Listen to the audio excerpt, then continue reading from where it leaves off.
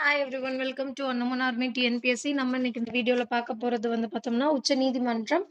Already அரசியலமைப்பு உருவான விதத்துல இருந்து ஸ்டார்ட் பண்ணி எல்லாமே முடிச்சாச்சு. மத்திய அரசுல நிர்வாகத்துறை, சட்டமன்றம் 2மே முடிச்சாச்சு. பார்க்காதவங்க வீடியோ பிளேலிஸ்ட்ல இருக்கும். டிஸ்கிரிப்ஷன்லயும் மென்ஷன் பண்றேன், பார்த்துக்கோங்க. இது உச்சநீதிமன்றம் பார்க்க போறோம். பகுதி 5ல விதி 124ல இருந்து 147 வரைக்கும் இருக்கிற விதி உச்சநீதிமன்றம் பற்றியது. ஃபர்ஸ்ட் நிர்வாகம் அப்படின்றது 52லேருந்து 78 வரைக்கும், சட்டமன்றம்ன்றது 79லேருந்து 123வது விதி வரைக்கும், 124லேருந்து 147வது விதி வரைக்கும் நீதித்துறை பற்றியது. 148லேருந்து 151 வரைக்கும் controller of auditor general CAG பற்றியது. அதுதான் மொத்தம் டோட்டல். இப்போ மத்திய அரசு உச்சநீதிமன்றம் அப்படின்னா இது 124லேருந்து 147 பகுதி 5 இது நமக்கு தெரியணும். சட்டம். சட்டம் என்பது மக்களை ஆள்வதற்காக ஒரு அரசாங்கத்தாலோ ஒரு நிறுவனத்தாலோ விதிக்கப்பட்ட விதிகளின் அமைப்பு சட்டம் எனப்படும். சுப்ரீம் கோர்ட்ல பதவிக்காலம் பார்த்தோம் அப்படின்னா 65 வருஷம், இல்லாட்டினா 6 ஆண்டுகள்னு நினைக்கிறேன். அதே ஹை கோர்ட்டுக்கு 62 இயர்ஸ். ஆமா, இங்கே சைடில் எழுதியிருக்கேன், பார்த்துக்கோங்க. சட்டம் என்பது மக்களை ஆள்வதற்கு ஒரு அரசாங்கத்தாலோ அல்லது நிறுவனத்தாலோ விதிக்கப்படும் விதிகளின் அமைப்பு ஆகும். நீதித்துறை அப்படின்னா என்ன அப்படின்னா, சட்டப்படி ஒரு நாட்டின் பெயரால் நீதியை வழங்குகின்ற நீதிமன்றங்களின் அமைப்பு நீதித்துறை அப்படின்னு சொல்றாங்க. இப்போ உச்சநீதிமன்றம் அப்படின்னா அக்டோபர் 10, 1949ஆம் ஆண்டு வரை பிரிட்டிஷ் பிரிவு கவுன்சில் தான் இந்தியாவின் உச்சநீதிமன்றமாக செயல்பட்டு வந்துச்சாம். இந்தியாவின் உச்சநீதிமன்றமாக பிரிட்டிஷ் பிரிவு கவுன்சில் எந்த வருஷத்துல இருந்து எந்த வருஷம் வரைக்கும் அப்படி 10/10/1949 வரைக்கும் பிரிட்டிஷ் பிரிவு கவுன்சில் தான் இந்தியாவின் உச்சநீதிமன்றமாக செயல்பட்டு வந்துச்சு அப்படின்னு சொல்றாங்க. சென்ட்ரல் லெஜிஸ்லேட்டிவ் அசெம்பிளி அல்லது மத்திய பாராளுமன்றம் அப்படின்னு சொல்லுவாங்களாம் இந்த பிரிட்டிஷ் பிரிவு கவுன்சில. அதுக்கப்புறமா இந்திய அரசியலமைப்பின் பகுதி 5ல விதிகள் 124ல இருந்து 147 வரை நீதித்துறை பற்றி கூறுதான். 124ல 1 என்ன சொல்லுது அப்படின்னா, இந்தியாவில் உச்சநீதிமன்றம் அமைக்கப்பட்டுள்ளது. எந்த விதியின் அடிப்படையில் இந்தியாவில் உச்சநீதிமன்றம் அமைக்கப்பட்டிருக்கு? விதி 124ல 1ன் படி ஜனவரி 28, 1950ல உருவாக்கப்பட்டது உச்சநீதிமன்றம். செயல்பாட்டுக்கு வந்துச்சு. உச்சநீதிமன்றம் எப்ப செயல்பாட்டுக்கு வந்துச்சு அப்படின்னா, நம்ம குடியரசு வாங்கி 2 நாளுக்கு அப்புறம் 1950 ஜனவரி 28 நம்ம குடியரசு வாங்குனதுல முக்கியமான ரீசன் இந்த தண்டனைகள் இதிலிருந்து நம்மள தற்காத்துக் கொள்றதுக்காக. அப்போ குடியரசு தினத்துக்கு 2 நாள் கழிச்சு தான் உச்சநீதிமன்றத்த ஸ்டார்ட் பண்ணியிருக்காங்க. 1950 ஜனவரி 28. உச்சநீதிமன்ற அமைப்புகள் பற்றி கூறும் விதி என்ன அப்படின்னா, விதி 124. உச்சநீதிமன்ற அமைப்புகள் பற்றி கூறும் விதி 124. அடுத்து, தொடக்கத்தில் நாடாளுமன்றத்தின் இளவரசர் மாடத்தில் செயல்பட்டது. உச்சநீதிமன்றம் ஸ்டார்ட்டிங்ல எங்க செயல்பட்டிருக்கு? நாடாளுமன்றத்துல இளவரசர்கள் மாடத்துல செயல்பட்டிருக்கு. எப்போ? ஜனவரி 28, 1950ல. அதுக்கப்புறமா 1958ஆம் ஆண்டு தற்போது உள்ள வளாகத்தில் மாற்றப்பட்டது. இப்ப எங்க இருக்கு அப்படின்னா, டெல்லியில இருக்காம்.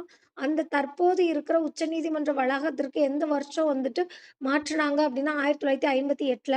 தொடக்கத்துல 1950ல ஜனவரி 28ல இருந்து 1958 வரைக்கும் எங்க இருந்துச்சு அப்படின்னா, ஆம் தொடக்கத்துல நாடாளுமன்றத்தோட இளவரசர்கள் மாடத்துல இருந்திருக்கு அப்படின்னு சொல்றாங்க.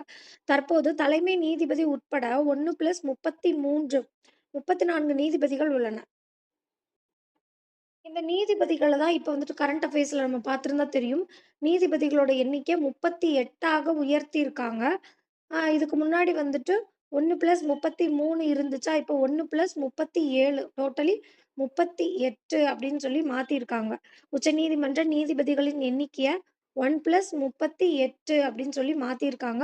இது எந்த வருஷம் திருத்தம் செஞ்சிருக்காங்கன்னா, 2026 அரசியலமைப்பு சட்ட திருத்தத்தின்படி 38ஆக மாத்தியிருக்காங்க. இந்த 2026ல ஏற்பட்ட அரசியலமைப்பு சட்ட திருத்தம் எத்தனாவது திருத்தம் அப்படின்றத நம்ம பார்க்கணும். ஓகே, நம்ம லேட்டர் பார்க்கலாம். ஓகே, பார்த்தாச்சு. எத்தனாவது அமெண்ட்மென்ட் அப்படின்னு பார்த்தோம் அப்படின்னா, 131வது சட்ட திருத்தம் 2026ன் படி ஒரு தலைமை நீதிபதி பிளஸ் 37 நீதிபதிகள். டோட்டலி 38 பேர் வந்துட்டு இருக்காங்களாம். தலைமை நீதிபதி உட்பட நீதிபதிகள் எண்ணிக்கை இப்போ 38 இருக்கு. இந்திய அரசியல் அமைப்பின்படி நீதித்துறையானது உச்ச நீதிமன்றத்தை தலைமையிடத்திலும் அதற்கு கீழ் உயர் நீதிமன்றத்தையும் அமைத்து ஒருங்கிணைந்த நீதித்துறையாக செயல்படுகிறது. இப்போ நம்ம 2026ல கொண்டு வந்த சட்ட திருத்தம் எத்தனாவது சட்ட திருத்தம்? 131வது சட்ட திருத்தம். அதையும் வந்து ஞாபகம் வச்சுக்கோங்க. உச்சநீதிமன்றத்தின் கீழ வந்துட்டு ஒருங்கிணைந்த நீதிமன்றமாக தான் உயர் நீதிமன்றம் செயல்பட்டு வருகிறது அப்படின்னு சொல்றாங்க. ஒருங்கிணைந்த நீதித்துறையாக செயல்படுகிறது. ஒரே தன்மையுடைய நீதிமுறையானது இந்திய அரசு சட்டம் 1935 எடுக்கப்பட்டது.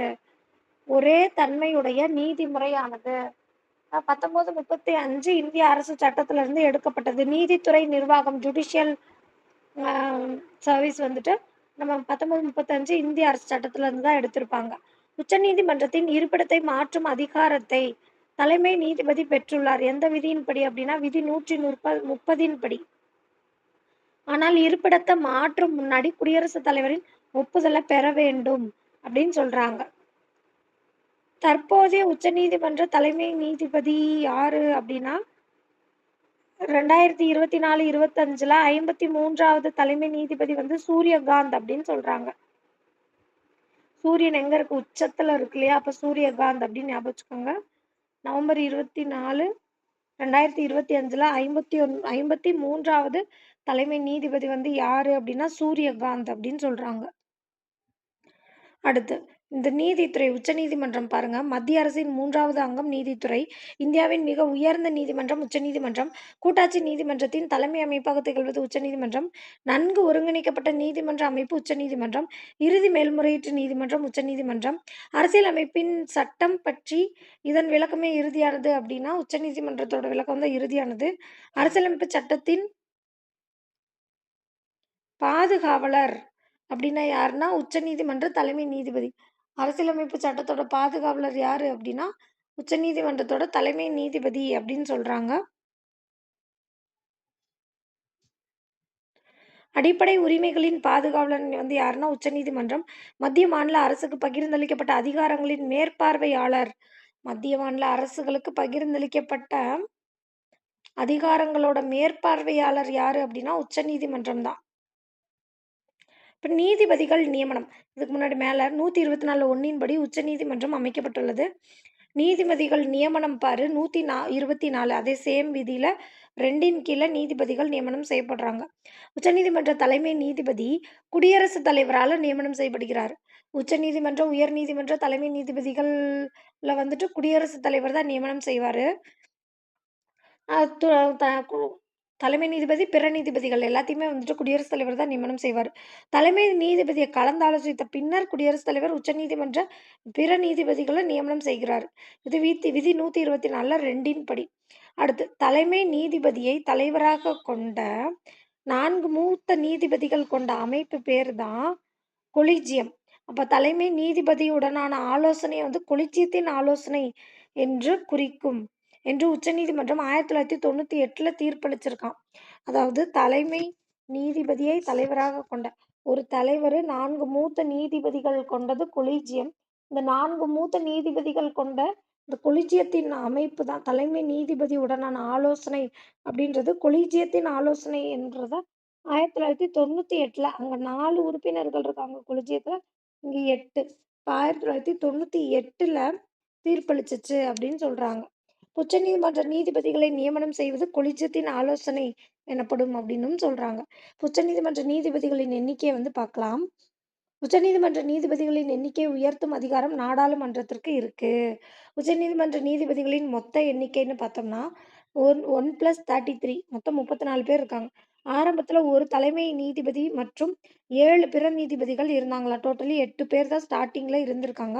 உச்சநீதிமன்ற நீதிபதிகளின் எண்ணிக்கை சட்ட திருத்தம் முதல்ல எப்ப ஸ்டார்ட் பண்ணாங்க சட்ட திருத்தம் பண்ண அப்படின்னா 1956ல. அதுக்கப்புறம் லாஸ்டா எப்ப பண்ணாங்க அப்படின்னா 2019ல சட்ட திருத்தம் பண்ணியிருக்காங்க. இப்போ 2026ல 131வது சட்ட திருத்தம் பண்ணியிருக்காங்க. அப்ப 1956ல 1+7 இருந்ததை 1+10 மாத்துவாங்க. 56ல. அடுத்து 1960ல 1+13ஆ மாத்துவாங்க. அடுத்து 76ல 1+17ஆ மாத்துவாங்க. 86ல 1+25ஆ மாத்துவாங்க. 2009ல 1+30ஆ மாத்துவாங்க. இது எல்லாமே நமக்கு ஞாபகம் இல்லாட்டியும், ஸ்டார்ட்டிங்ல முதல்ல 1+7 இருந்துச்சு. முதல் சட்ட திருத்தம் உச்சநீதிமன்ற தலைமை நீதிபதிகள நியமனம் செய்றதுல முதல் சட்ட திருத்தம் 1956. அப்போ 1+10 அப்படின்னு சொல்லி மாத்துனாங்க. 3 பேர எச்சா நியமனம் செஞ்சு 1+10 அப்படின்னு மாத்துனாங்க. அதுக்கப்புறமா 60ல 1+13ன்னு மாத்துவாங்க.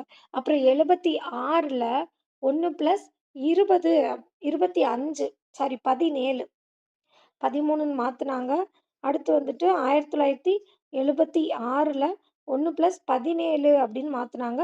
86ல 1+25 அப்படின்னு மாத்துனாங்க. அடுத்து 2009ல 1+30ன்னு மாத்துனாங்க. 2019ல 1+33ன்னு மாத்தியிருக்காங்க. அதுக்கப்புறமா இப்போ 2026ல 131வது சட்ட திருத்தத்தின்படி 1+37 டோட்டலி 38 நீதிபதிகள் உச்சநீதிமன்றத்துல இருக்காங்க.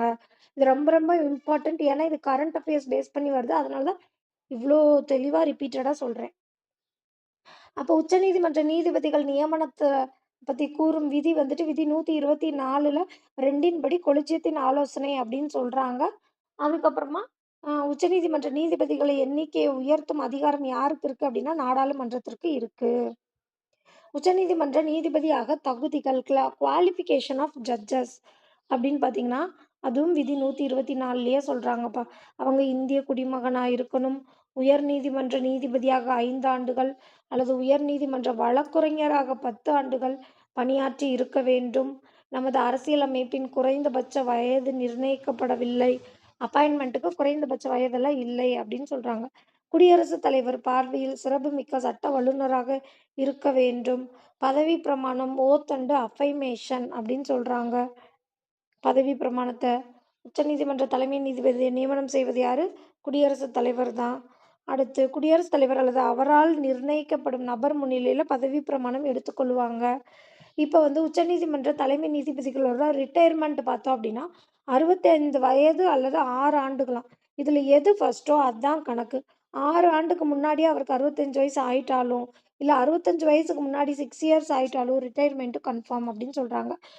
உயர் நீதிமன்ற அ நீதிமன்றங்கள் அரசியலமைப்பின் கீழ் ஒருங்கிணைவு நீதித்துறையாக செயல்பட்டு அனைத்து குடிமையியல் மற்றும் குற்றவியல் வழக்குகளை தீர்வு காண்கிறது. இத சொன்னது டாக்டர் பி.ஆர். அம்பேத்கர். என்ன சொல்றாரு? உயர் நீதிமன்றங்கள் அரசியலமைப்பின் கீழ் ஒருங்கிணைவு நீதித்துறையாக செயல்பட்டு அனைத்து குடிமையியல் மற்றும் குற்றவியல் வழக்குகளுக்கு தீர்வு காண்கிறது அப்படின்னு சொன்னது பி.ஆர். அம்பேத்கர். அடுத்து இந்திய உச்சநீதிமன்றம் உலகில் உள்ள எந்த உச்சநீதிமன்றத்தை விட அதிக அதிகாரம் படைத்தது அப்படின்னு சொல்லி அல்லாடி கிருஷ்ணசாமி ஐயர். ஏன் அப்படின்னா, அவர்தான் உலகம் ஃபுல்லா அல்லாடிட்டு வந்திருக்காரு. அதனால அவர் கரெக்ட்டா சொல்லுவாரு. அப்ப இந்திய உச்சநீதிமன்றம் உலகில் உள்ள அனைத்து உச்சநீதிமன்றத்தை விட அதிக அதிகாரம் படைத்தது அப்படின்னு சொன்னவரு அல்லாடி கிருஷ்ணசாமி ஐயர். உச்சநீதிமன்றம் கட்சி அரசியலில் இருந்தும் அரசியல் கோட்பாடுகளிலிருந்தும் விலகி நிற்கும். அனைவரின் மீதும் பரிவும் நன்மதிப்பும் கொண்டது. எனினும் அது யாருடனும் அணி சேர்வதில்லை அப்படின்னு சொன்னவரு ஹரிலால் ஜே கானியா. அதாவது ஒரு கேனா இருக்கான். எல்லாருக்கும் நல்லது நினைக்கிறவன் கேனியா தானே இருப்பான். உச்சநீதிமன்றம் கட்சி அரசியலிலிருந்தும் அரசியல் கோட்பாடுகளிலிருந்தும் விலகி நிற்கும். அனைவரின் மீதும் பரிவும் நன்மதிப்பும் கொண்டுள்ளது. எனினும் அது யாருடனும் அணி சேருவதில்லை அப்படின்னு சொன்னவர் ஹரிலால் ஜேக்கானியா. பட்டியல் இனத்திலிருந்து முதலாக உச்சநீதிமன்ற நீதிபதியாக நியமனம் செய்யப்பட்டவர் யாரு? கே.ஜே. பாலகிருஷ்ணன். பாலகிருஷ்ணன்.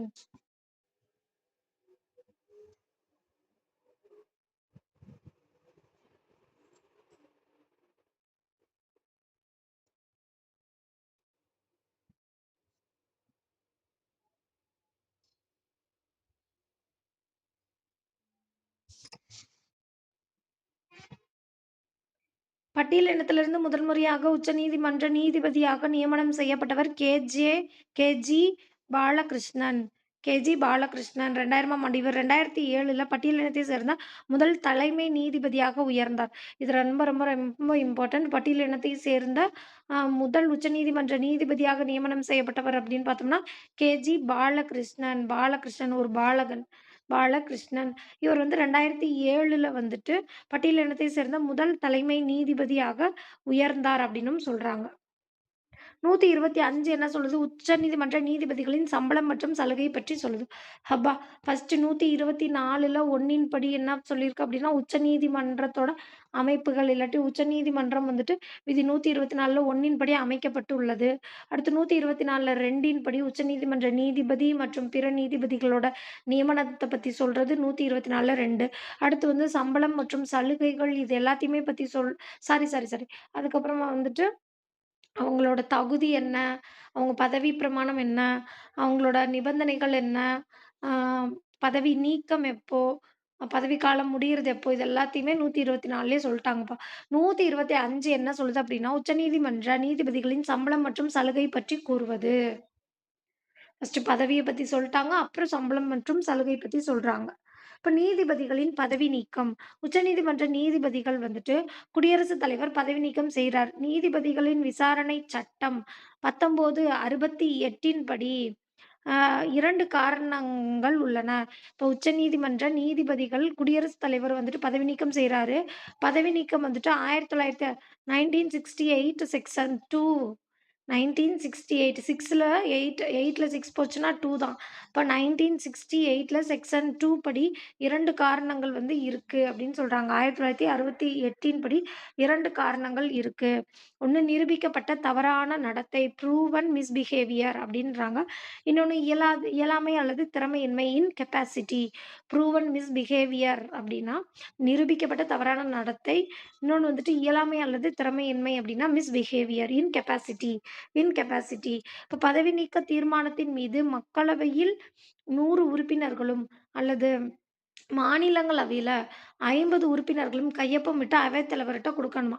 இப்போ உச்சநீதிமன்ற நீதிபதியவே நான் வந்துட்டு அ பதவி நீக்கம் செய்ய முடியுமா என்னால அப்டின்னா, நாடாளுமன்றத்துல இருக்கவங்கனால முடியும். எப்டி அப்டின்னா, பதவி நீக்க தீர்மானத்தின் மீது மக்களவையில 100 உறுப்பினர்களும், மாநிலங்களவையில 50 உறுப்பினர்கள் வந்து கையொப்பமிட்டு அவைத்தலைவர்ட்ட குடுக்கணுமாம். அவைத்தலைவர் யாரு? சபாநாயகர். அப்ப அவைத்தலைவர் வந்து தீர்மானத்தை அனுமதிக்கலாம் அல்லது நிராகரிக்கலாம். இல்ல அப்டின்னா அனுமதிச்சு விசாரணை குழுக்கிட்ட ஒப்படைக்கிறாரு. அப்போ அக்செப்ட் பண்ணலாம், இல்லாட்டி நிராகரிக்கலாம். அப்டி அக்செப்ட் பண்ணா விசாரணை குழுக்கிட்ட போகும். அப்போ அனுமதிக்கப்பட்ட தீர்மானம் விசாரணை குழுவிடம் போகுது. 3 உறுப்பினர்கள் அந்த விசாரணை குழுல இருப்பாங்க. 1 உச்சநீதிமன்ற தலைமை நீதிபதி அல்லது நீதிபதிகள். இது வந்து யார பதவி நீக்கம் செய்றது? நீதிபதிகளின் பதவி நீக்கம். உச்சநீதிமன்ற தலைமை நீதிபதியோட பதவி நீக்கம் கிடையாது. இது வந்து உச்சநீதிமன்ற நீதிபதிகளின் பதவி நீக்கம். இப்போ உச்சநீதிமன்ற தலைமை நீதிபதி அல்லது பிற நீதிபதிகள் வந்துட்டு இருப்பாங்களாம். உயர்நீதிமன்ற தலைமை நீதிபதி இருப்பாராம். சிறப்பு வாய்ந்த சட்ட நிபுணர் இருப்பாராம். அப்போ நீதிபதிகளோட பதவி நீக்க தீர்மானத்துக்கு மேல ஒரு விசாரணை குழு இருக்கும். அந்த விசாரணை குழுல 3 உறுப்பினர்கள் இருப்பாங்க. அதுல ஒருத்தர் வந்து உச்சநீதிமன்ற தலைமை நீதிபதியாவோ, இல்லாட்டி பிற நீதிபதிகள்ல யாராவது ஒருத்தராவோ இருக்கலாம். அதே மாதிரி உயர்நீதிமன்ற தலைமை நீதிபதியும் அதுல இருப்பாரு. அடுத்து சிறப்பு வாய்ந்த சட்ட நிபுணர் ஒருத்தர் இருப்பாரு. இப்ப தவறான நடத்தை அல்லது திறமையின்மை, இயலாமை குறித்து விசாரணை குழு கண்டறிஞ்சுச்சு அப்படின்னா, பாராளுமன்றத்துல தீர்மானத்த திரும்பியும் கொண்டு வருவாங்களாம். இந்த தீர்மானம் இரு அவைகளுக்கும் சிறப்பு அறுதி பெரும்பான்மை, அதாவது 3ல 2 பங்கு பெரும்பான்மையில நிறைவேற்றினால், குடியரசுத் தலைவரின் ஒப்புதலுக்கு திரும்ப அனுப்புவாங்க. திருப்பியும் குடியரசுத் தலைவர்ட்ட ஒப்புதலுக்கு அனுப்புறாங்க. இறுதியில் குடியரசுத் தலைவர் ஒப்புதலுடன் உச்சநீதிமன்ற நீதிபதிகள் பதவி நீக்கம் செய்யப்படுகின்றன. எவ்ளோ ப்ராசஸ் இருக்கு பாருங்க.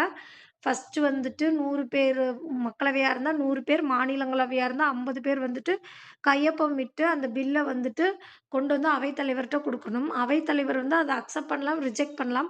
அக்செப்ட் பண்ணா விசாரணை குழுக்கிட்ட கொண்டு போய் குடுப்பாரு. விசாரணை குழுல 3 உறுப்பினர்கள் இருப்பாங்க. ஒருத்தர் வந்து உச்சநீதிமன்ற தலைமை நீதிபதியாவோ, இல்லாட்டி பிற நீதிபதிகளாவோ இருக்கலாம். இன்னொருத்தர் உயர்நீதிமன்ற தலைமை நீதிபதி, இன்னொரு சிறப்பு வாய்ந்த சட்ட நிபுணர். இவங்களும் வந்துட்டு அது ப்ரூவன் மிஸ்பிஹேவியர் அல்லது வந்துட்டு இன்கேப்பாசிட்டி அப்படின்னு கண்டுபிடிச்சு கண்டுபிடிச்சாங்க அப்படின்னா, பாராளுமன்றத்துல தீர்மானத்த கொண்டு வர சொல்லி அனுப்புவாங்க. அப்போ அந்த இரு அவைகள்லயும் சிறப்பு அறுதி பெரும்பான்மை மூலியமா வந்து தீர்மானம் நிறைவேற்றப்பட்டு குடியரசுத் தலைவருக்கு அனுப்பப்படுது.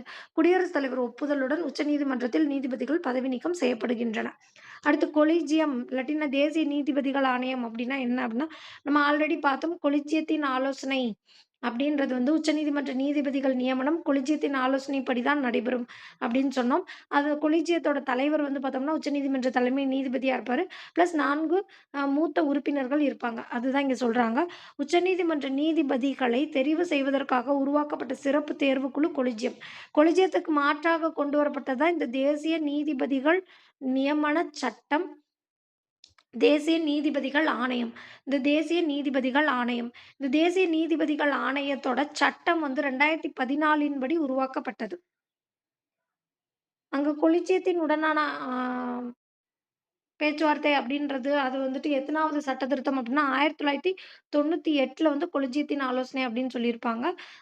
இங்க வந்துட்டு 2014 அப்படின்னு சொல்றாங்க. தேசிய நீதிபதிகள் நியமனச் சட்டம். அதுல வந்துட்டு கொலிஜியத்துல 4 மூத்த நீதிபதிகள் இருப்பாங்களா, அப்ப 2014 அன்னைக்கு உருவாக்கப்பட்டது. இதுல வந்துட்டு 4 மிகவும் மூத்த நீதிபதிகள் இருப்பாங்க அப்படின்னு சொல்லுவாங்க.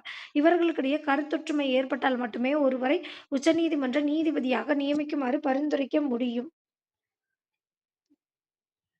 என்ன, தலைமை நீதிபதி இந்த சிறப்பு தேர்வுக் குழுவை கலந்தாலோசித்த பின்னர் தான் குடியரசுத் தலைவருக்கு ஆலோசனை வழங்க வேண்டும் என்று உச்சநீதிமன்றம் 1998ல தீர்ப்பளிச்சுச்சு.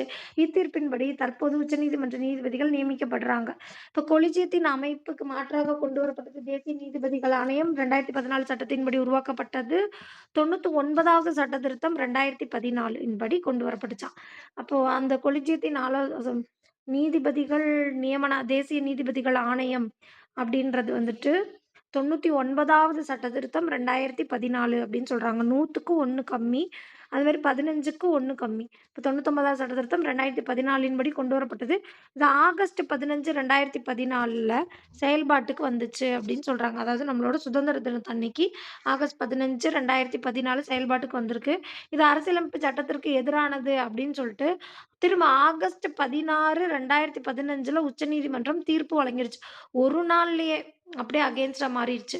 99வது சட்ட திருத்தம் 2014 படி தேசிய நீதிபதிகள் நியமனச் சட்டத்தின்படி அம் உருவாக்கப்பட்டது தேசிய நீதிபதிகள் ஆணையம். அது வந்து ஆகஸ்ட் 15, 2014ல தொடங்குச்சு.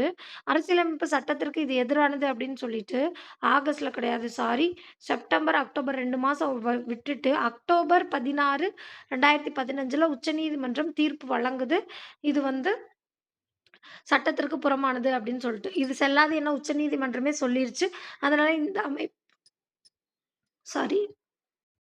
அப்ப தேசிய நீதிபதிகள் ஆணையம் அப்படின்றது எப்ப வந்துட்டு அந்த இத கேன்சல் பண்ணாங்க அப்படின்னா, அக்டோபர் 16, 2015.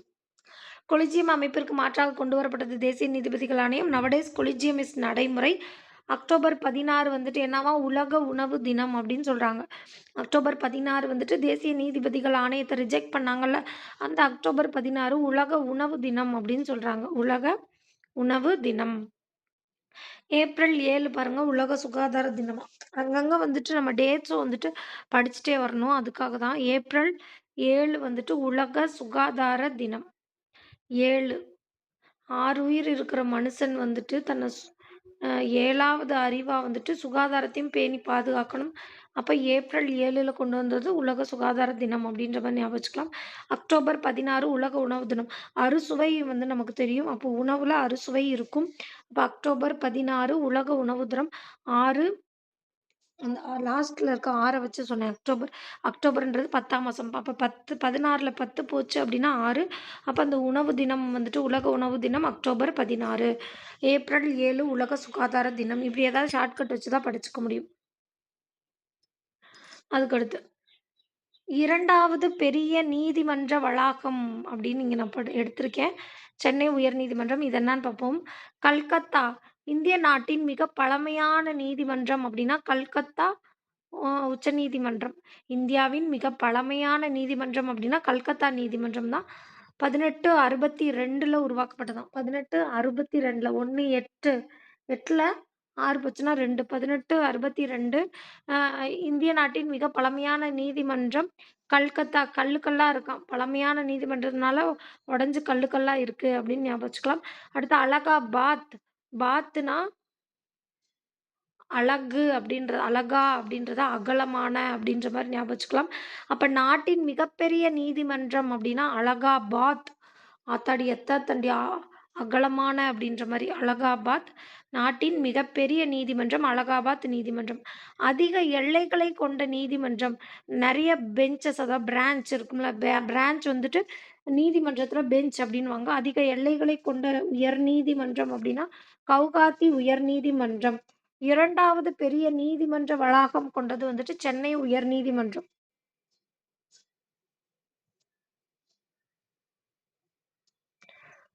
அப்ப இந்தியாவின் மிக பழமையான நீதிமன்றம் அப்டின்னா, கல்கத்தா உச்ச நீதிமன்றம்.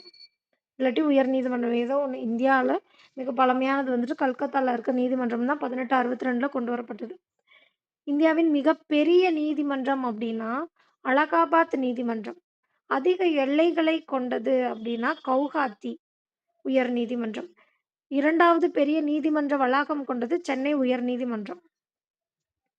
சுப்ரீம் கோர்ட்லருந்து பிரிட்டிஷ் கவர்மெண்ட்டால 1862ல ஸ்டார்ட் செய்யப்பட்ட இடங்கள். சுப்ரீம் கோர்ட்டு பிரிட்டிஷ் கவர்மெண்ட்ல 1868ல வந்துட்டு 62ல எங்க ஸ்டார்ட் பண்ணாங்க அப்டின்னா, கல்கத்தால சென்னை, மும்பை, கொல்கத்தா இந்த 4 இடத்துல 3 இடத்துலயும் ஸ்டார்ட் பண்ணியிருப்பாங்க அப்டின்னும் சொல்றாங்க. அடுத்து நீதிபதிகளின் பதவிக்காலம். அரசியலமைப்பின் உச்சநீதிமன்ற நீதிபதிகளின் பதவிக்காலம் நிர்ணயிக்கப்படவில்லை. எனினும் 3 வகைகளில் அவர்கள் பணியிலிருந்து விடுவிப்பது குறித்து கூறப்பட்டுள்ளது. 3 டைப்ல அவங்கள பணியிலிருந்து விடுவிச்சுக்கலாம் அப்டின்றாங்க. 1 65 வயது நிறைவு அல்லது 6 இயர்ஸ் நிறைவு. இதுல எது ஃபர்ஸ்ட்டோ அது. 2 கைப்பட எழுதி கையொப்பமிட்ட தனது பதவி விலகல் கடிதத்த குடியரசுத் தலைவரிடம் சமர்ப்பிப்பதன் மூலம். 3 பாராளுமன்ற பரிந்துரையின்படி உச்சநீதிமன்ற நீதிபதியை குடியரசுத் தலைவர் நீக்கம் செய்கிறார். அதான் விதி 124ல வந்து படிச்சோம். அடுத்து ஊதியம் மற்றும் படிகள் வந்து பாருங்க விதி 125. சுப்ரீம் கோர்ட் ஜட்ஜோட ஊதியம் மற்றும் படிகள் விதி 125. நாடாளுமன்றத்தால் உச்சநீதிமன்ற நீதிபதிகளின் ஊதியம் மற்றும் படிகள நிர்ணயிக்கப்படுகின்றன. இந்திய திரள் நிதியிலிருந்து நீதிபதிகள் ஊதியம் வழங்கப்படுகிறது. நிதி நெருக்கடி நிலை தவிர மற்ற நேரங்களில் ஊதியத்தில் மாற்றங்களை ஏற்படுத்த முடியாது. இலவச தங்கும் குடியிருப்பு வழங்கப்படும். ஓய்வு பெறும்போது வாங்கிய ஊதியத்தில் பாதியை ஓய்வு கால ஊதியமாக, பென்ஷனாக பெறுகிறார்கள் அப்படின்னு சொல்றாங்க. உச்சநீதிமன்ற நீதிபதிகளின் ஊதியம் அப்படின்னு பார்த்தோம்னா, பதவி காலத்தின் போது இவர்களது ஊதியம் மற்றும் சலுகைகள் நாடாளுமன்றத்தால் குறைக்க முடியாது. தலைமை நீதிபதியின் மாத ஊதியம்னு பார்த்தோம்னா 2.80 லட்சம். பிற நீதிபதிகளோட மாத ஊதியம் 2.50 லட்சம். நம்ம ஆல்ரெடி குடியரசுத் தலைவருக்கு 5 லட்சம் அப்படின்னு படிச்சோம்.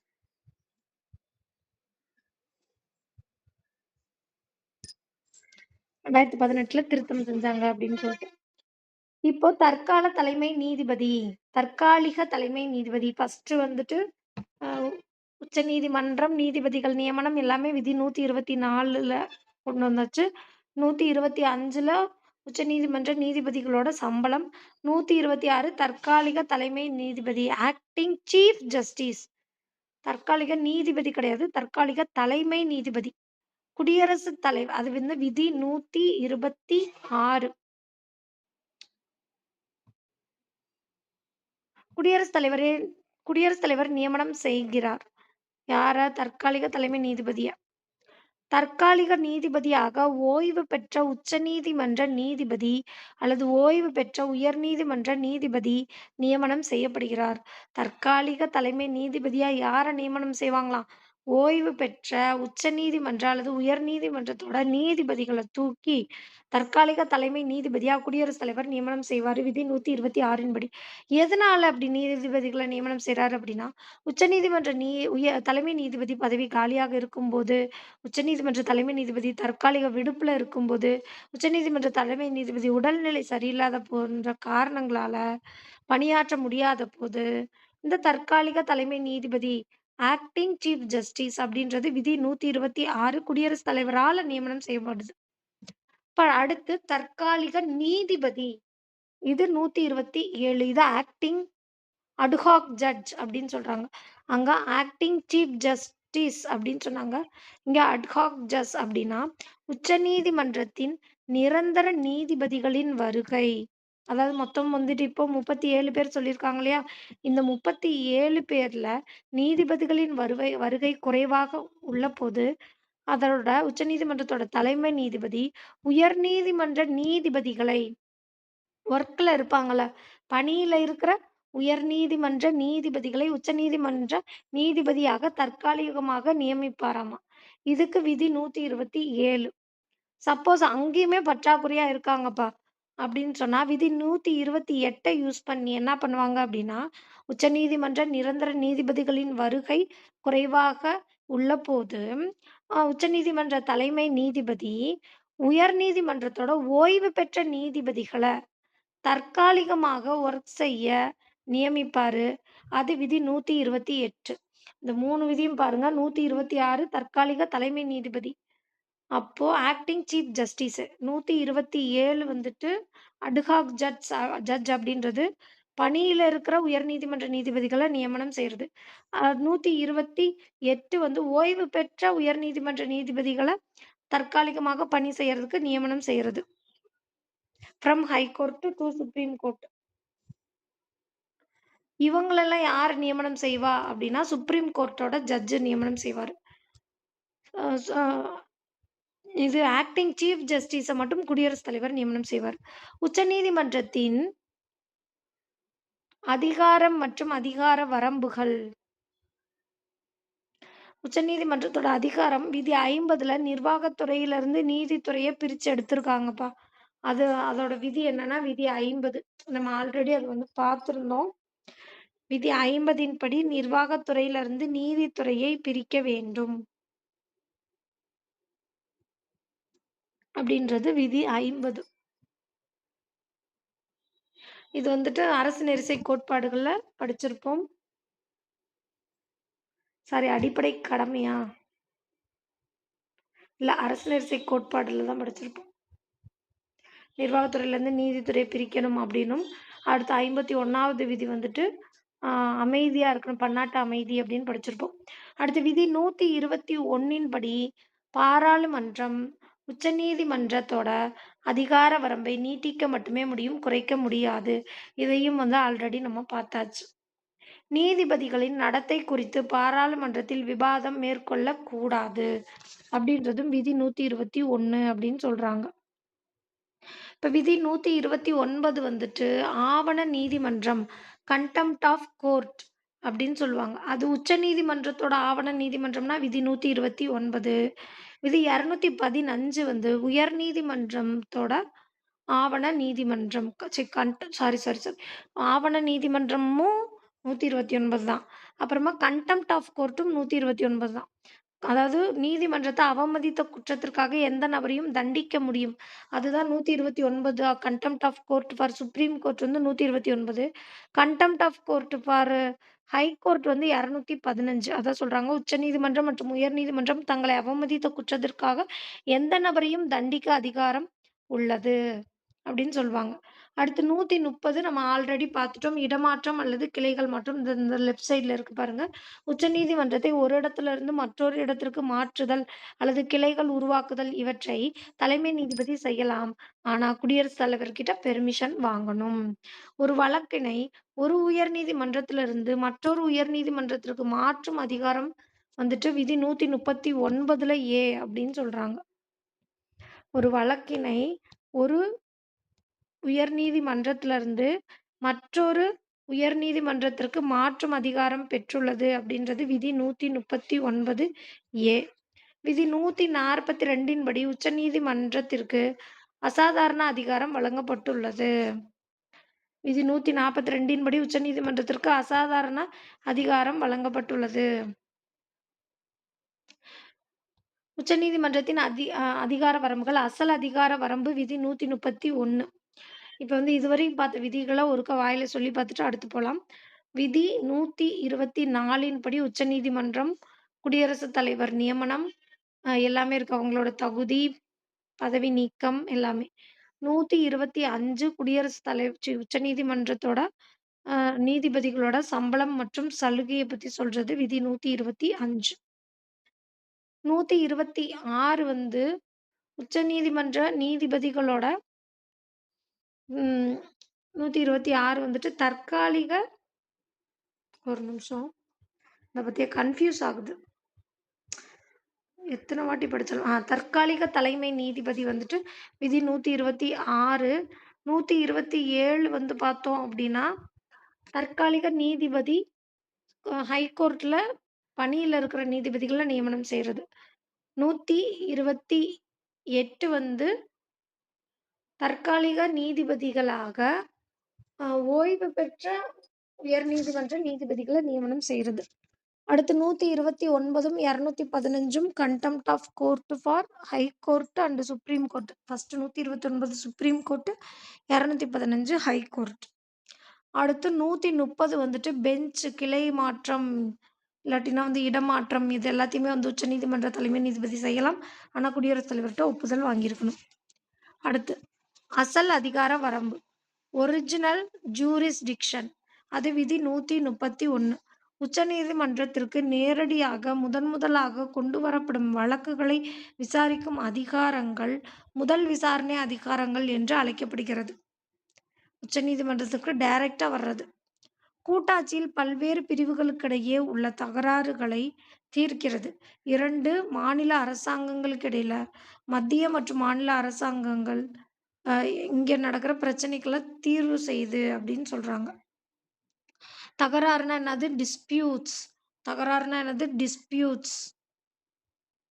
அதிகார வரம்புனா ஜூரிஸ்டிக்ஷன். அசல் அதிகார வரம்புனா ஒரிஜினல் ஜூரிஸ்டிக்ஷன். Original jurisdiction. அது மாரி தகராறுனா டிஸ்பியூட். இதுல வந்துட்டு மத்திய, மாநில அரசுகளுக்கு இடையேயான சட்ட உரிமைகள் பற்றியது. அசல் அதிகார வரம்புன்றது மத்திய, மாநில அரசுகளுக்கு இடையேயான சட்ட உரிமைகள் பற்றியது அப்படின்னு சொல்றாங்க.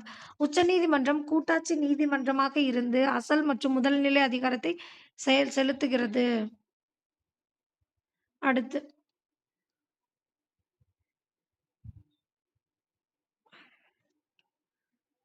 நீதி பேரணை அதிகார வரம்புன்றது விதி 32 அப்படின்னு சொல்றாங்க. அடுத்து நீதி பேரணை மீது கேஸஸ் ஃபைல் செய்வது அப்படின்றது விதி 139 அப்படின்னு குடுத்துருக்காங்க. உச்சநீதிமன்ற நீதிபேரணை, உயர்நீதிமன்ற நீதிபேரணை. விதி 32ல 2ன் படி உச்சநீதிமன்ற நீதிபேரணை அல்லது உத்தரவை பிறப்பிக்கிறது. விதி 226ன் படி உயர்நீதிமன்றம் நீதிபேரணை அல்லது உத்தரவுகளை பிறப்பிக்கிறது. அடிப்படை உரிமை மீறப்பட்டாலும் மட்டும் தான் நீதிபேரணை உச்சநீதிமன்றத்தால பிறப்பிக்க முடியும். அடிப்படை உரிமையின் சாதாரண உரிமை மீறப்பட்டாலும் உயர்நீதிமன்றத்தில் நீதிபேரணை பிறப்பிக்கலாம். நாட்டின் எல்லா பகுதிகளையும் கட்டுப்படுத்தும். நீதிபேரணையை சம்பந்தப்பட்ட மாநிலத்தை மட்டும் கட்டுப்படுத்தும். காரணமின்றி மறுக்க முடியாது. நீதிபேரணை ஆஃப் உச்சநீதிமன்றத்த தனிப்பட்ட விருப்பத்தை சார்ந்து அதை மறுக்க முடியும் அப்படின்னு சொல்றாங்க. இப்ப வந்து என்னன்னா 139 வந்து என்ன அப்படின்னா, உச்சநீதிமன்ற நீதிபேரணை மீதான கேஸஸ் மேல்முறையீடு அப்படின்னு சொல்றாங்க. அடுத்து அசல் அதிகார வரம்பு பார்த்தாச்சு. அ நீதிபேரணை அதிகார வரம்பு பார்த்தாச்சு. நீதிபேரணைனா என்னது? Writ jurisdiction. அசல் அதிகார வரம்புனா ஒரிஜினல் ஜூரிஸ்டிக்ஷன். நீதிபேரணைனா ரைட் ஜூரிஸ்டிக்ஷன். இப்போ வந்துட்டு மேல்முறையீட்டு அ அதிகார வரம்பு அப்டின்னா, அப்பீல்லேட் ஜூரிஸ்டிக்ஷன். அப்பீல்லேட் மேல்முறையீடு அப்டின்னா, அப்பீல்லேட் ஜூரிஸ்டிக்ஷன். தனக்கு கீழ் உள்ள நீதிமன்றங்களின் தீர்ப்புகளுக்கு எதிரான மேல்முறையீட்டை பெறும் நீதிமன்றமாக செயல்படுகிறது அப்டின்னு சொல்றாங்க.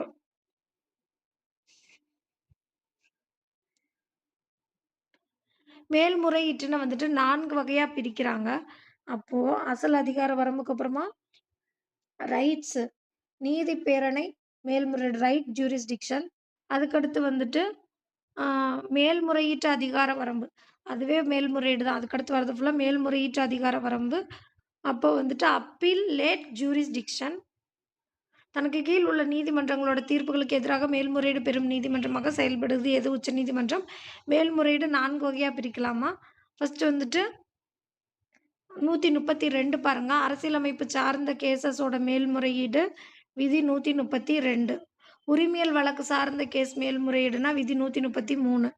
குற்றவியல் வழக்கு சார்ந்த கேஸஸ் மேல்முறையீடுனா விதி 134. அடுத்து உச்சநீதிமன்றம் தனது சுய விருப்ப அதிகாரத்தின் தான் கீழ குடுத்துருக்கேன் பாருங்க. உச்சநீதிமன்றம் தாமாக முன்வந்து அப்பீல் செய்வது சுய விருப்ப அதிகாரம் ஆகும்.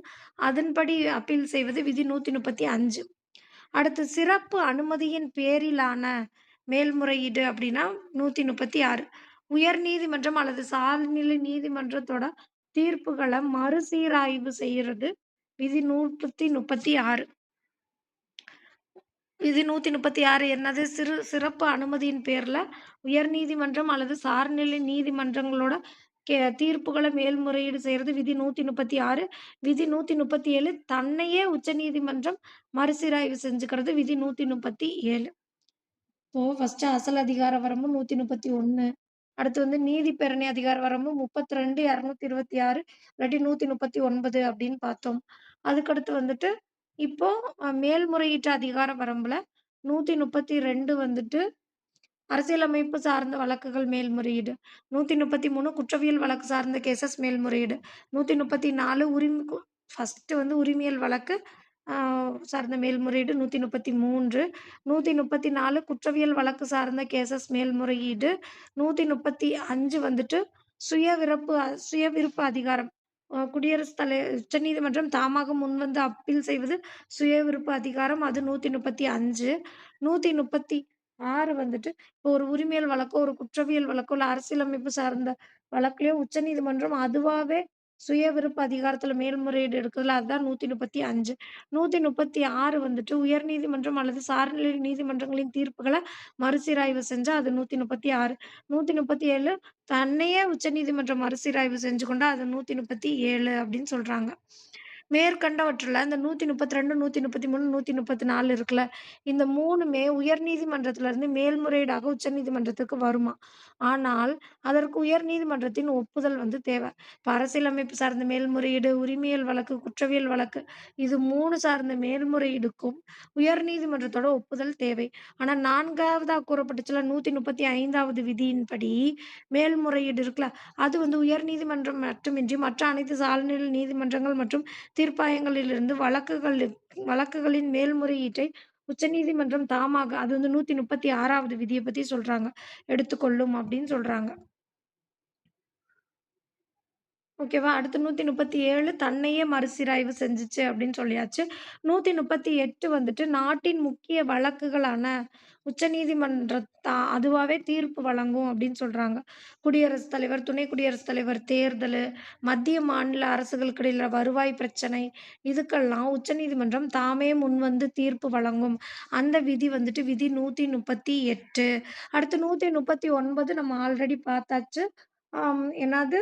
அம் நீதி பேரணை மீதான வழக்குகள்ல இருக்கிற கேஸஸோட மேல்முறையீடு விதி 139. அடுத்து 140 உச்சநீதிமன்றத்தின் துணை அதிகாரங்கள் சப் பவர்ஸ் அப்படின்னு சொல்லுவாங்க. 141 உச்சநீதிமன்றத்தின் தீர்ப்பு நாட்டின் அனைவரையும் கட்டுப்படுத்தும். அடுத்து 142 என்ன சொல்லுது? உச்சநீதிமன்றம் ஒரு வந்துட்டு அசாதாரண உச்சநீதிமன்றம் என்ன பெற்றிருக்கு? உச்சநீதிமன்றம் தீர்ப்பை மத்திய, மாநில அரசுகள் செயல்படுத்தியே ஆக வேண்டும். உச்சநீதிமன்றம் வந்துட்டு அசாதாரண இங்க பார்த்தோம். ஒரு செகண்ட் நான் காட்டுறேன் அத.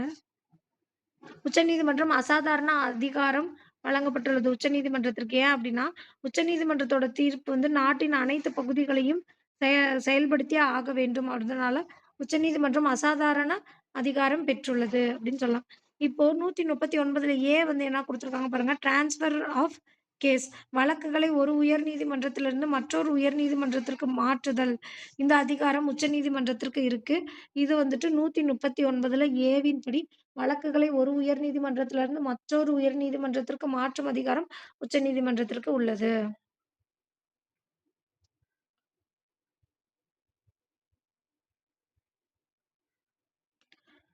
அடுத்து ஆலோசனை அதிகார வரம்பு. அட்வைசரி ஜூரிஸ்டிக்ஷன் அப்டின்னா என்னன்னு பார்க்கலாமா? 143 தான் ஆலோசனை அதிகார வரம்பு.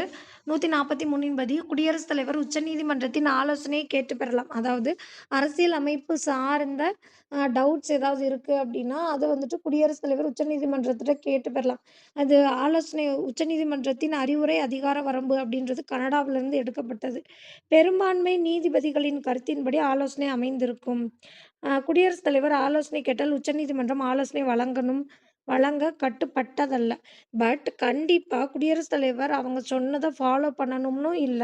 அரசியலமைப்பு விதிகள் தொடர்பான வினாக்களுக்கு மட்டும் ஆலோசனை வழங்குனா போதும். மற்றவைகள நிராகரிக்கலாம் அப்படின்னு சொல்றாங்க. இந்திய அரசியலமைப்பு நடைமுறைக்கு வருவதற்கு முன்னாடி உள்ள ஒப்பந்தங்கள், உடன்படிக்கைகள் கொடுத்த ஆலோசனை குடியரசுத் தலைவருக்கு கொடுக்கப்பட்டால், அது அவரை கட்டுப்படுத்தும் அப்படின்னு சொல்றாங்க. இப்ப தான் அரசியலமைப்பு உருவாகுறதுக்கு முன்னாடி இருந்த சட்டங்களோட ரூல்ஸ் அண்ட் ரெகுலேஷனுக்கு அது சம்மந்தமா குடியரசுத் தலைவருக்கு உச்சநீதிமன்றம் ஆலோசனை வழங்குனா, அது வந்து குடியரசுத் தலைவர கட்டுப்படுத்தும் அப்படின்னு சொல்றாங்க. இது வந்துட்டு அறிவுரை, ஆலோசனை அதிகார வரம்பு, அட்வைசரி ஜூரிஸ்டிக்ஷன். அடுத்து ஆவண நீதிமன்றம் அப்படின்னா, எ கோர்ட் ஆஃப் ரெக்கார்ட். நீதிமன்ற நடவடிக்கையின் பதிவுகளை பராமரிக்கிறது அப்படின்னு சொல்றாங்க. உச்சநீதிமன்றத்தின் நடவடிக்கைகள், செயல்பாடுகள் மற்றும் முடிவுகள் எப்போதும் நிலைத்திருக்கும் ஆவணமாக தொகுக்கப்பட்டு, தேவை ஏற்படும்போது சட்டத்திற்கு ஆதரவான சாட்சியாக பயன்படுத்தப்படுகிறது. இதன் முடிவுகள் கீழ் நீதிமன்றங்களை கட்டுப்படுத்தும். உச்சநீதிமன்றத்தையும் அதன் தீர்ப்புகளையும் அவமதிக்கும் நபர்களை தண்டிக்கும் அதிகாரம் நீதிமன்றத்திற்கு இருக்கு. அது கன்டெம்ப்ட் ஆஃப் கோர்ட். 129 ஆவண நீதிமன்றம், கன்டெம்ப்ட் ஆஃப் கோர்ட் 2மே. 141 வந்து என்ன சொன்னோம்? உச்சநீதிமன்றம் பிறப்பிக்கும் ஆணை இந்தியாவின் அனைத்து பகுதிகளிலுள்ள நீதிமன்றங்களையும் கட்டுப்படுத்தும் அப்படின்னு சொன்னேன். 142 வந்துட்டு உச்சநீதிமன்றத்திற்கு வந்துட்டு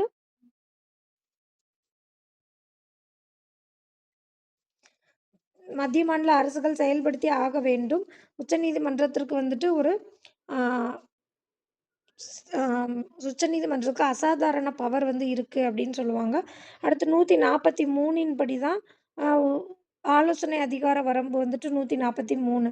அடுத்து 144 என்ன சொல்றாங்க? இந்தியாவில் உள்ள அனைத்து அதிகார அமைப்புகளும் உச்சநீதிமன்றத்திற்கு உதவும் வகையில் வந்துட்டு செயலாற்ற வேண்டும் அப்படின்னு சொல்லுவாங்க. அது பேர் தான் லீகல் எய்ட் அப்படின்னுவாங்க. உச்சநீதிமன்றத்திற்கு அனைத்து அமைப்புகளும் செயலாற்றும் வகையில இருக்கணும் அப்படின்னு சொல்லுவாங்க. அது வந்துட்டு 144. அடுத்து 145 குடியரசுத் தலைவரின் ஒப்புதல் பெற்று நீதிமன்றத்தின் பொதுவான செயல்முறைகள், வழிமுறைகளை ஒழுங்குபடுத்தும் விதிகளை உருவாக்க உச்சநீதிமன்றத்திற்கு அதிகாரம் வழங்கப்பட்டுள்ளது. யாருன்னா, குடியரசுத் தலைவரோட ஒப்புதல பெற்று நீதிமன்றத்தோட பொதுவான செயல்முறைகள், வழிமுறைகள், ஒழுங்குபடுத்தும் விதிகளை உருவாக்க உச்சநீதிமன்றத்திற்கு அதிகாரம் வழங்கப்பட்டிருக்கு. விதி 145 என்ன சொல்லுது? உச்சநீதிமன்ற செயல்முறைகள் with the permission of president அப்படின்னு சொல்லுது. அடுத்து நீதி புனராய்வு அப்படின்னா பவர் ஆஃப் ஜுடிஷியல் ரிவ்யூ. ஒரு சட்டத்தினை அரசியலமைப்பு சட்டத்திற்கு முரணானது என அறிவிக்கும் அதிகாரம் நீதி புனராய்வு எனப்படும். பின்வரும் தனிப்பட்ட நீதி புனராய்வு அதிகாரங்களை உச்சநீதிமன்றம் பெற்றுள்ளது. மத்திய, மாநில அரசுகள் இயற்றும் சட்டங்கள் மீது நீதி புனராய்வு. விதி 35. அரசியலமைப்பு சட்டத்தில் ஏற்படும் சந்தேகங்கள், கருத்து வேற்றுமைகளை விளக்கி தெளிவுபடுத்துதல். அடிப்படை உரிமைகளை பாதுகாத்தல். அதன்படி நீதி புனராய்வு. விதி 13. நீதி புனராய்வுனாலே 13 தான் வரும். தனது தீர்ப்புக்கான மறுசீராய்வு அதிகாரம். தன்னையே ரிவ்யூ பண்ணிக்கிறோம் அப்படின்றது எத்தனாவது விதி அப்படின்னு சொன்னோம்? 137. உச்சநீதிமன்றம் அதன் தீர்ப்புகளை மறுபரிசீலனை செய்யலாம். சான்றுகள் குறித்து புதிய விவரங்கள் கண்டறியப்பட்டால், ஆவணத்தின் முகப்பிலேயே தோன்றும் தவறு அல்லது பிழை, வேறு ஏதேனும் போதுமான காரணங்கள் இருப்பின் என்ன பண்ணுமா? தனது தீர்ப்பையே மறுபரிசீலனை செய்யுமா. 137வது விதிப்படி 1967ல கோலக்நாத் வழக்குல முதன்முறையாக தனது தீர்ப்பையே மறுசீராய்வு செய்துச்சாம். 137வது விதி தன்னையே தான் மறுபரிசீலனை செய்றது. அது 1967ல கோலக்நாத் வழக்குல முதன்முறையாக தனது தீர்ப்பையே மறுசீராய்வு செய்தது அப்படின்னு சொல்றாங்க. நீதிமன்ற அவமதிப்பு கன்டெம்ப்ட் ஆஃப் கோர்ட் 129, 215. உச்சநீதிமன்றத்திற்கு அதிகாரத்தில் முக்கியமானது நீதிமன்ற அவமதிப்பு ஆகும். உச்சநீதிமன்றம் 1990ல் வழங்கப்பட்ட ஆணையின்படி 91ல வழங்கப்பட்ட ஆணையின்படி இந்தியாவில் எந்த ஒரு நீதிமன்ற தீர்ப்புகளுக்கும் கீழ்ப்பணியாவிட்டாலோ, கொடுக்கப்பட்ட வாக்குறுதிகளை காப்பாற்றாமல் விட்டாலோ, ம் நீதிமன்றத்திற்கு அவப்பெயர் ஏற்படுமாறு நடந்து கொண்டாலோ, நீதிமன்ற நடவடிக்கைகளில் குறுக்கிடுவதாக இருந்தாலோ, அல்லது நீதிமன்ற தீர்ப்புகளுக்கு உள்நோக்கம் கற்பிக்கும்படி இருந்தாலோ, நீதிமன்ற அவமதிப்பாக கருதி தண்டிக்கலாம். கன்டெம்ப்ட் ஆஃப் கோர்ட் 129, 215 மத்திய இது உச்சநீதிமன்றத்திற்கும், உயர்நீதிமன்றத்திற்கும். எந்த வருஷம் கொண்டு வந்தாங்க அப்டின்னா, 1991ல. உச்சநீதிமன்றத்தின் அதிகார வரம்பிலிருந்து விலக்கி வைக்கப்பட்டது அப்டின்னா, அரசியலமைப்பு நடைமுறை வைக்க வருவதற்கு முன்பு. இதுலலாம் வந்துட்டு உச்சநீதிமன்றத்துக்கு வரம்பே கிடையாது. உச்சநீதிமன்றம் தான் இதுலலாம் கிங்கு. அதான் உச்சநீதிமன்றத்தின் அதிகார வரம்பிலிருந்து விலக்கி வைக்கப்பட்டது. அரசியலமைப்பு நடைமுறைக்கு வருவதற்கு முன்பு செய்து கொண்ட ஒப்பந்தம், உடன்படிக்கை போன்றவை தொடர்பான வழக்குகள், அரசியலமைப்பு நடைமுறை வருவதற்கு முன் மற்றும் இந்திய டொமினியன் அரசும், இந்திய சுதேச அரசுகளும் செய்து கொண்ட உடன்படிக்கைகள், ஒப்பந்தங்கள் தொடர்பான வழக்குகள். விதி 263 எனது நதிநீர் பற்றிய மாநிலங்களுக்கிடையே தோன்றும் வழக்கு எனது விதி 263 நதிநீர் பற்றி மாநிலங்களுக்கு இடையே தோன்றும் வழக்கு வந்துட்டு விதி 263. அதில ஏற்படுற பிரச்சனைகளா இருக்கட்டும். விதி 280ன் படி நிதி ஆணைய குழுவிடம் விடப்பட்ட விபரங்கள். விதி 263 மாநில நதிநீர் பற்றிய மாநிலங்களுக்கு இடையே தோன்றும் வழக்கு. விதி 280 நிதி ஆணைய குழுவிடம் விடப்படக்கூடிய விவரங்கள். 263 அப்படின்னா 6 அப்படின்றப்போ, ஆ 6 நதி அப்படின்னு வரும். 263 நதிநீர் மாநிலங்களுக்கு இடையே தோன்றும் வழக்கு. 280 படி நிதி ஆணைய குழுவிடம் விடப்பட்ட விபரங்கள். இது எல்லாத்துலயுமே உச்சநீதிமன்றத்திற்கு வரம்பே கிடையாது. உச்சநீதிமன்ற அமர்வுகள் பாருங்க, 5 நீதிபதிகள் அமர்வு இருந்துச்சு அப்படின்னா, அரசியலமைப்பு சம்மந்தப்பட்ட வழக்குகளா இருந்துச்சுன்னா 5 நீதிபதிகள் விசாரிப்பாங்களாம். குடியரசுத் தலைவரால் கோரப்படும் தகவல்களா இருந்தாலும் 5 நீதிபதிகள் விசாரிப்பாங்க. இப்போ குடியரசுத் தலைவர் வந்துட்டு ஒரு டவுட் கேட்குறாரு அப்படின்னா, அதுக்கு 5 நீதிபதிகள் கொண்ட அமர்வு இருக்கணும். அதேமாரி அரசியலமைப்பு சம்மந்தப்பட்ட வழக்குனாலும் 5 நபர்கள் இருக்கணும். அதே 3 நீதிபதிகள் அப்படின்னா, மேல்முறையீட்டு வழக்குகள விசாரிக்க 3 நபர்கள் இருக்கணும். இந்த 3ல 2 பேர் வந்துட்டு மெஜாரிட்டி ரிசல்ட் வந்து யார் சொல்றாங்களோ, அவங்க தான் வந்து அந்த அதுதான் தீர்ப்பாகும் அப்படின்னு சொல்லுவாங்க. இந்திய சட்ட ஆணையம், முதல் சட்ட ஆணையம் லீகல் கமிஷன், லீகல் எய்ட் அப்படின்னு சொல்லுவாங்க. இந்திய சட்ட ஆணையம், லீகல் கமிஷன் அமைக்கப்பட்டது. முதல் சட்ட ஆணையம் 1955. முதல் சட்ட ஆணைய தலைவர் யாரு அப்படின்னா, எம்.சி. செதல்வாட் அப்படின்னு சொல்லுவாங்க. முதல் சட்ட ஆணையம் 1955ல உருவாக்கியிருக்காங்க. ஏழைகளுக்காக உருவாக்கப்பட்டது தான் வந்துட்டு இந்த லீகல் கமிஷன் அப்படின்னு சொல்லுவாங்க. இந்திய சட்ட ஆணையம், அ இந்தியன் லீகல் எய்ட் அப்படின்னு சொல்லுவாங்க. 1955ல 5 ஆரம்பிச்சிருக்காங்கப்பா அப்படின்னு சொல்லலாம். முதல் சட்ட ஆணைய தலைவர் யாரு அப்படின்னா, எம்.சி. செதல்வாட்டு. 21வது சட்ட ஆணையம் வந்துட்டு 2015ல உருவாக்கப்பட்டது. அப்ப யாருன்னா பல்பீர் சவுகான் வந்துட்டு சட்ட ஆணைய தலைவரா இருந்தாரு அப்படின்னு சொல்றாங்க. இந்த டேட்டா தேவையான்னு எனக்கு தெரியல. ஆனா முதல்ல வந்துட்டு முதல் சட்ட ஆணையம் எம்.சி. செதல்வாட் அதோட தலைவர்.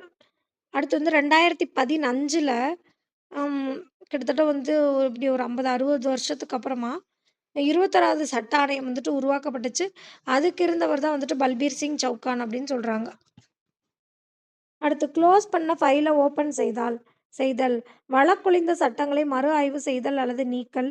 ஏழை எளியோரை பாதிக்கும் சட்டங்களை பரிசீலித்தல் அப்படின்னு சொல்லிட்டு பல்பீர் சிங் சொல்றாரு. வழக்கொழிந்த சட்டங்கள மறு ஆய்வு செய்தல் அல்லது நீக்கலுக்கு இந்த லீகல் கமிஷன் ஹெல்ப் பண்ணுது.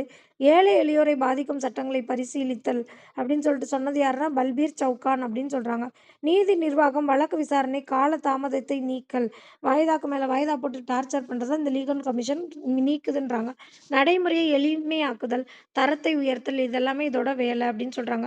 இந்திய நீதிப்பணி விதி 312 ஆல் இண்டியன் ஜுடிஷியல் சர்வீஸ் அப்படின்னு சொல்றாங்க. விதி 312 ஆல் இண்டியன் ஜுடிஷியல் சர்வீஸ் அகில இந்திய பணிகள் பற்றி குறிப்பிடுகிறது. இந்திய நீதி பணிகள் அப்படின்னா இந்தியன் ஜுடிஷியல் சர்வீஸ். அகில இந்திய நீதி பணிகளை பத்தி சொல்ற விதி 312. 42வது சட்டத்திருத்தம் 1976 படி அகில இந்திய நீதிப் பணிகள்ன்றது உருவாக்கப்பட்டுச்சு. அத பகுதி 14A இருக்குல்ல, அந்த இதுதான்ப்பா. பகுதி 14A படி வந்துட்டு ஆ நம்மளோட ஆட்சி பகுதி 14A வந்துட்டு என்னது? இந்தியாவோட ஆட்சி பணிகள் அப்படின்னு சொல்லிட்டு சொல்லுவாங்க. அது வந்து விதி 312 அப்படின்னு சொல்றாங்க இங்க. 42வது சட்டத்திருத்தம் 1976 படி இந்த 1 செகண்டு.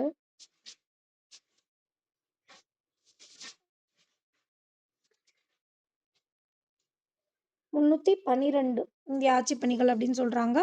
அம் மாவட்ட நீதிபதிகளுக்கு குறைந்த பதவிகளில் உள்ள நீதிபதிகள் இந்த இந்திய நீதிபணி வரம்புக்குள்ள வரமாட்டாங்களாமா.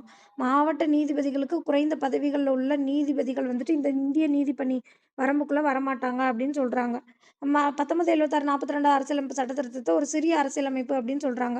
தேசிய மின்னஞ்சல் நீதிமன்ற முறைய வந்துட்டு மெயில் மூலம் இத அறிமுகப்படுத்தியவர் ஏபிஜே அப்துல் கலாம். எப்போ அப்படின்னா 2007ல 7ஆம் மாசம் 9ஆம் தேதி ஜூலை 9, 2007ல. அ இதோட நோக்கம் இந்திய நீதிமன்றங்களை வந்துட்டு கணினிமயமாக்குவது. சரி, ஓகே. இது வந்து முடிஞ்சிருச்சு. இப்ப வந்துட்டு இது வந்து அப்படியே ஷார்ட் அண்ட் இப்ப டோட்டலா நம்ம பார்த்தத அப்படியே ஷார்ட்டா பார்த்துரலாம். உச்சநீதிமன்றம் பகுதி 5ல விதி 124லிருந்து 147, 124 உச்சநீதிமன்ற அமைப்புகள பத்தி சொல்லுது. 124ல 1 இந்தியாவுல உச்சநீதிமன்றம் அமைக்கப்பட்டுள்ளது. எந்த வருஷம்? ஜனவரி 28, 1950ல நடைமுறைக்கு வந்துச்சு. 124ல 2ன் படி கொலிஜியத்தின் ஆலோசனைக்குப் பின் நீதிபதிகள் நியமனத்த வந்துட்டு குடியரசுத் தலைவர் உச்சநீதிமன்ற நீதிபதிகளை நியமனம் செய்கிறார். தலைமை நீதிபதியே கிடையாது, உச்சநீதிமன்ற நீதிபதிகள. அடுத்து 124 படி உச்சநீதிமன்ற நீதிபதிகளோட தகுதி, பதவி பிரமாணம், நீதிபதிகளோட பதவி நீக்கம் வந்து 2 வழிகள்ல நடைபெறும். பதவி காலம் வந்து 3 வழிகள்ல வந்துட்டு முடிவடையும். அடுத்து வந்துட்டு 125 வந்து பார்த்தோம் அப்படின்னா, உச்சநீதிமன்ற நீதிபதிகளின் சம்பளம் மற்றும் சலுகைய பத்தி சொல்லுது. 126 இந்த பதவி நீக்கம் 2 வழிகள்ல வந்துட்டு 1968 செக்ஷன் 2 படி சொல்லுவாங்க. அதையும் வந்து மறந்துறக்கூடாது. அடுத்து 125 உச்சநீதிமன்ற நீதிபதிகளின் சம்பளம் மற்றும் சலுகை. 126 தற்காலிக தலைமை நீதிபதி ஓய்வு பெற்ற உச்ச அல்லது உயர்நீதிமன்ற நீதிபதிகள் குடியரசுத் தலைவரால் நியமனம் செய்வாங்களாம். அடுத்து 127 தற்காலிக நீதிபதி நிரந்தர நீதிபதிகள் வருகை குறைவாக இருக்கும்போது தலைமை நீதிபதி பணியில் உள்ள உயர்நீதிமன்ற நீதிபதிகளை தற்காலிகமாக நியமிக்கிறது. அதே மாதிரி 128ம் தற்காலிக நீதிபதி சேமு தான். நிரந்தர நீதிபதிகள் வருகை குறைவாக இருக்கும்போது தலைமை நீதிபதி என்ன பண்றாரு? ஓய்வில் இருக்கிற உயர்நீதிமன்ற நீதிபதிகளை தற்காலிகமாக நியமிக்கிறது. 129 வந்துட்டு உச்சநீதிமன்றம் தன்னை அவமதித்த நிராகரித்த குற்றத்திற்காக எந்த நபரையும் தண்டிக்கலாம். கண்டெம்ப்ட் ஆஃப் கோர்ட் அப்படின்னு சொல்லுவாங்க.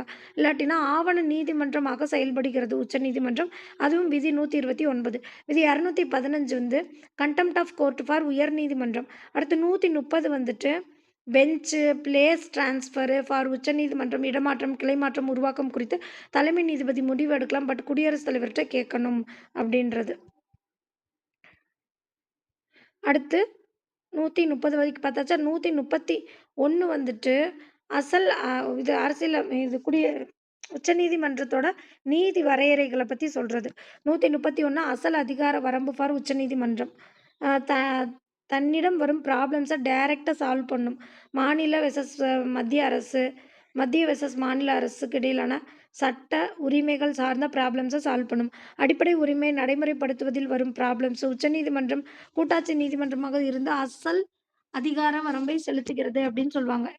முதல் நிலை அதிகாரத்தை. அடுத்து 132 வந்துட்டு அரசியல் அமைப்பு சார்ந்த வழக்குகளோட மேல்முறையீட்டு அதிகார வரம்பு அப்படின்னு சொல்லலாம். மேல்முறையீட்டு அப்படின்னா என்னது? அப்பீல் லேட் ஜூரிஸ்டிக்ஷன் அப்படின்னு சொல்லுவாங்க. 133 உரிமையியல் வழக்கு சார்ந்த மேல்முறையீடு. இதெல்லாமே உயர்நீதிமன்றம் பெர்மிஷனோட உச்சநீதிமன்றம் வந்து மேல்முறையீடு செய்யும். 134 குற்றவியல் வழக்கு சார்ந்த அம் மேல்முறையீடு.